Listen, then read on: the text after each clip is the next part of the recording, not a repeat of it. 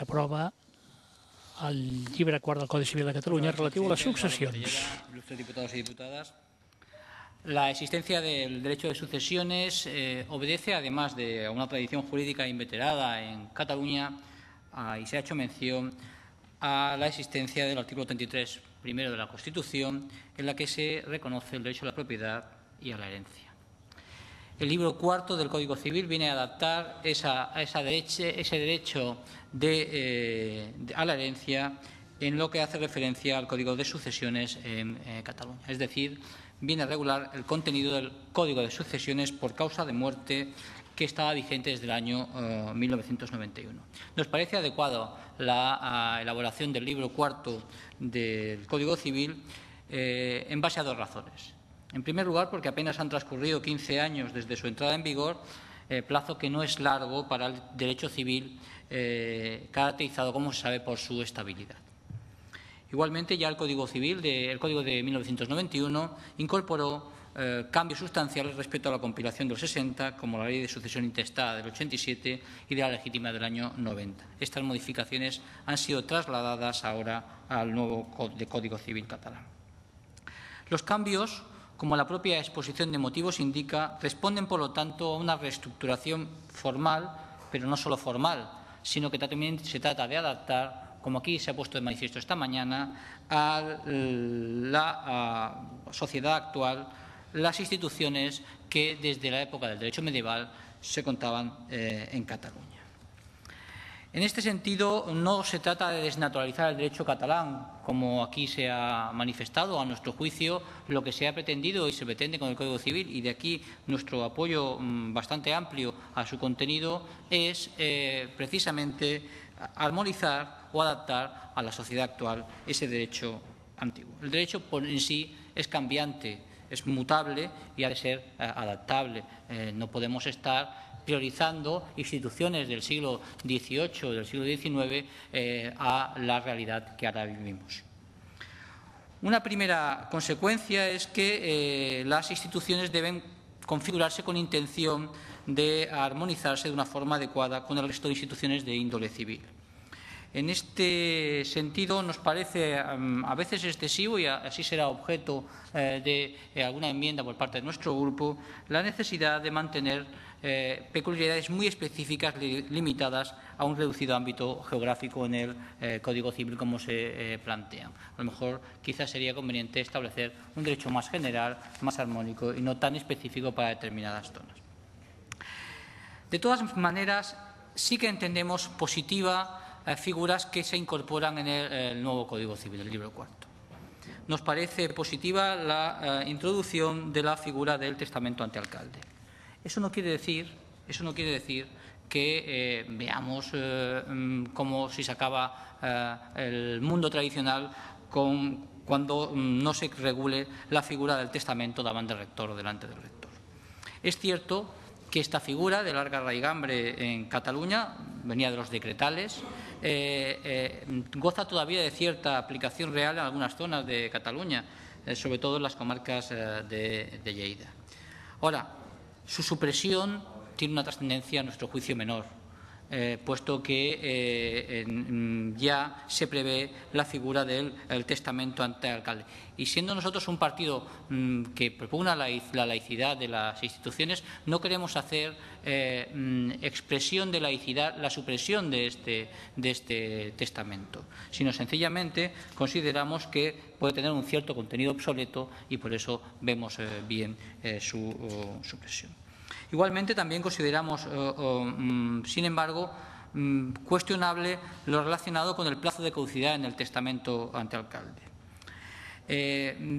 Como está supeditado al peligro inminente de muerte, el testamento caduca si después de 3 meses desde el otorgamiento el testador todavía vive.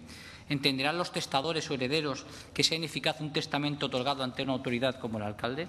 Es una cosa que hay que plantear por las posibles consecuencias que puede tener el plazo de caducidad. Igualmente, vemos positivamente la regulación que se hace de la eliminación del testamento ante testigos, que se justifica en el hecho de que su otorgamiento no comporta el formalismo necesario en materia de sucesiones y siendo una forma testamentaria susceptible de impugnación con facilidad extrema en una ulterior recusación ante el órgano jurisdiccional competente. debido al nulo control legal de los requisitos necesarios para otorgar testamento y fijar las condiciones básicas y de prevención legal que se consideran como derecho necesario. He hablado antes de la necesidad de adaptar la regulación actual al derecho de la sociedad actual al derecho vigente. Lógicamente, y así se menciona en la exposición de motivos, es necesario amoldar la regulación del derecho sucesorio a las innovaciones propias de otras ramas del derecho civil. Pero aquí encontramos alguna antinomia. Por ejemplo, la que aparece en el artículo 442.6 al atribuir al unido de hecho los mismos derechos sucesorios ab intestato que se reconocen al cónyuge en tres supuestos: si la unión de hecho se ha pactado en escritura pública, si hay un hijo en común y si la convivencia ha durado más de 4 años. Llamamos la atención sobre que los dos primeros supuestos coinciden con el artículo 1 de la Ley 10/98 de 15 de julio de uniones estables de pareja, pero no el tercero. En la Ley del año 98 la consideración de pareja, de hecho, se tiene solo con la convivencia de 2 años. Esta diversidad de régimen pudiera crear, ante todo, inseguridad jurídica que debe ser perseguida sencillamente por sentido común y por imponerlo el artículo 9 de la Constitución. No es que nos parezca mal el periodo de 4 años, pero sí que al menos se tiene que corresponder un precepto con el otro. También encontramos positiva la regulación que es más limitada que se hace de las sustituciones fideicomisarias, institución que, aunque muy arraigada en el pasado de Cataluña, no se adapta bien a la economía actual muy basada en el mercado. La perpetuación del patrimonio de las personas de una misma familia sin que puedan enajenarse libremente los bienes ahoga el aprovechamiento de los mismos.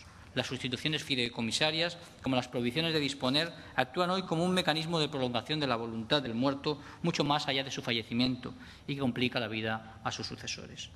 También entendemos positiva la introducción como causa de desheredación de la falta de relación familiar entre el causante y el legitimario, salvo que sea imputable al primero. Nos parece adecuada esta causa, muy alegada por los padres testadores para poder desheredar a sus hijos cuando estos no es que les hayan agredido de obra o de palabra, sino que a veces han hecho algo incluso peor, que es ignorarlos y romper todo el vínculo. En definitiva, también vemos con acierto la introducción de esta causa de desheredación. También nos parece positiva la declaración de responsabilidad del notario en los supuestos de nulidad e ineficacia de los testamentos en aquellos casos en que la nulidad procede de su malicia del notario o de negligencia o ignorancia de forma inexcusable. Consideramos igualmente conveniente la regulación que se hace respecto a los pactos sucesorios o heredamientos a los que aquí se ha hecho referencia en este acto. Esta institución de tanto arraigo como de escasísima vigencia es una incógnita a la vista de lo que puede acontecer.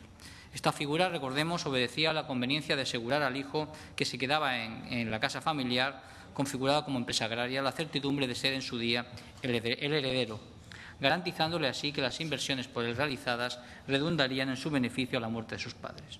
No deja de ser loable el intento que aquí se plantea respecto de adaptar esta figura, estos pactos, a la actualidad. Ahora bien, el éxito o fracaso de la nueva normativa lo conoceremos dentro de unos lustros. La impresión que tenemos, como ha quedado aquí puesta de manifiesto, es positiva en cuanto a la regulación que se hace del Código Civil, en cuanto que adapta a la sociedad actual muchas expresiones que ahora tienen vigencia. Y por eso daremos apoyo a la tramitación del proyecto de ley, sin perjuicio de que, lógicamente, y en la fase de enmiendas, nos reservemos la posibilidad de mejorar el texto según nuestras consideraciones. Una consideración final. Decía el profesor de Castro que el peor de los códigos civiles es más constituyente que la mejor de las constituciones, pues refleja y canaliza la vida cotidiana del ciudadano, lo que le interesa de una manera primaria, esencial y directa. Aprovechemos, por tanto, para hacer un buen Código Civil que nos haga olvidar, hasta donde sea posible, la norma de rango superior, el estatuto tan mejorable y tan generador de quebraderos de cabeza. En este sentido, cuando se escuchan determinadas menciones en esta Cámara justificando la existencia del derecho de sucesiones en el hecho de que Cataluña es una nación, sinceramente creo que debemos medir la regulación y adaptarnos a las normas. Esa expresión no se contiene en texto positivo en el Estatuto y por eso, en boca de, según determinadas responsabilidades, autoridades, carece, a nuestro juicio, de sentido. En definitiva, hagamos bien en el ámbito del derecho privado lo que quizá no se ha hecho bien en el ámbito del derecho público. Muchas gracias. Gracias, señor Domingo.